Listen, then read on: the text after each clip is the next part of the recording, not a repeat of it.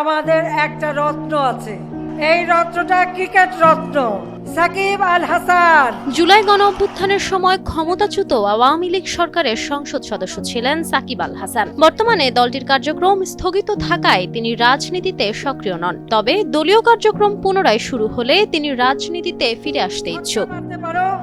আর বল করে উইকেট ফেলে দিতে। গণমাধ্যমে দেওয়া এক সাক্ষাৎকারে তিনি বলেন, যেহেতু এখন দলের কার্যক্রম নেই তাই ক্রিকেট চালিয়ে যাচ্ছি। দলীয় কার্যক্রম শুরু হলে রাজনীতিতে ফিরে আসার সুযোগ থাকবে। তিনি আরো বলেন, রাজনীতি জীবনব্যাপী করা যায়, অনেক সময় আছে, কিন্তু ক্রিকেটের সময় খুবই সীমিত। তাই আগে ক্রিকেটের দিকে মনোযোগ দিতে চাই। রাজনীতির মাধ্যমে মানুষকে সাহায্য করতে পারলে খুবই ভালো লাগবে, সেই আশাতেই এখনো আছি। গেল 2 বছরে দেশে ফিরতে না পারায় দেশের প্রতি ক্ষোভ জমেছে সাকিব আল হাসানের। তিনি বলেন, যে কেউ নিজের দেশে যেতে না পারলে দেশকে মিস করবে।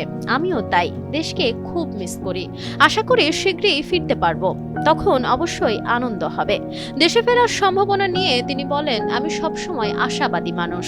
আইনি প্রক্রিয়া শুরু হয়েছে, দ্রুত সবকিছু সমাধান করতে পারলে সময় লাগবে না। আমি সর্বোচ্চ চেষ্টা করছি যাতে খুব দ্রুত সবকিছু ঠিক হয়ে যায় এবং আমি দেশে ফিরতে পারি।